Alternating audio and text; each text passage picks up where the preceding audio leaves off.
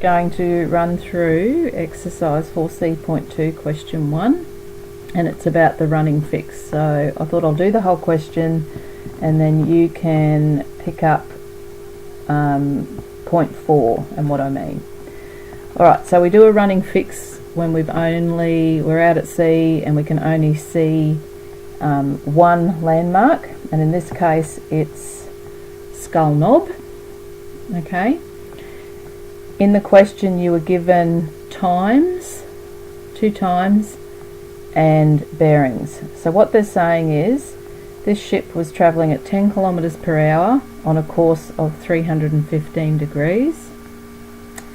At 8:15 in the morning, Skull Knob was a bearing of 270 degrees, and at 8:30 it was at 232.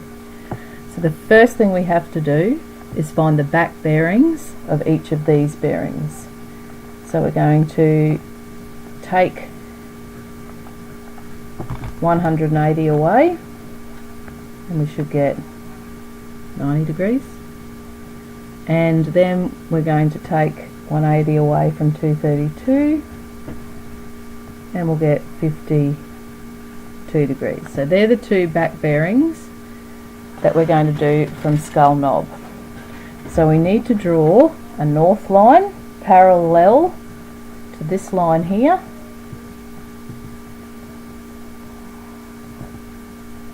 that we can measure everything from. So let's do our first bearing line, which is 90 degrees. So measuring clockwise, 90 degrees is out here. I'm going to draw my first bearing line.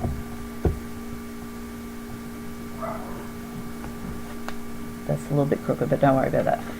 Okay, next one is 52 degrees. Again, second bearing line, 52. I haven't got my glasses on, so hopefully that's right. 52. And we're going to draw a second bearing line, 52 degrees. Okay, remembering this was our first bearing line and that was our second bearing line.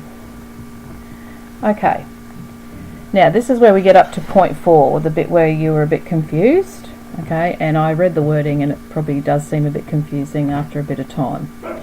So on our first transit line, which was our first bearing line, which was this one, we're just going to pick a point. Okay, random point, pick a point. I'm going to draw a north line in. Okay, and the course we're heading is 315 degrees. So from that point I'm going to measure around 315 degrees. Okay, so we know that it's 180 round to here, and then it'll be another 135. So 135 would be over here. Okay, so that's that line. And if I draw a little dotted line, that's our travel line. We know that it's 315 degrees round to there. Okay, so now what we want to do is find the point where it crosses the second transit line, which is here. So our travel line, which is this one, crosses our second transit line at this point. Okay, but we know that the boat was travelling at 10 kilometres per hour for 15 minutes. Okay, so we want to find our distance, and we know that distance equals speed multiplied by time. So it's 10 times 0.25 hours, because 15 minutes is quarter of an hour, which equals 2.5 kilometres.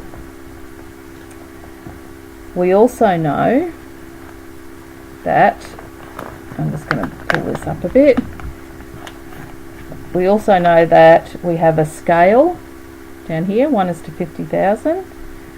So 2.5 kilometres represents how much in real life. Okay, so 2.5 divided by 150,000, sorry, will give us 2.5 divided by 150,000. Oh, sorry, I should have changed that 2.5 to millimetres. So that'll be 2.5 times 1,000 times 1,000, which will give us, I'm going to use a calculator because I'm being lazy, 2.5 times 1,000 times 1,000, 2,500,000,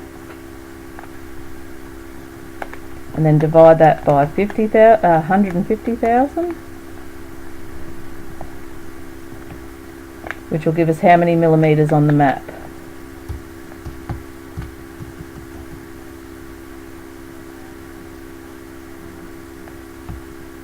Delete,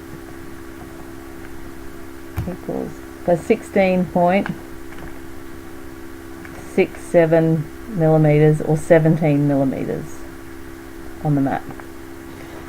Okay, so 17 millimetres on the map is about, pretty sure, so if we put the 17 on there, we have to move along,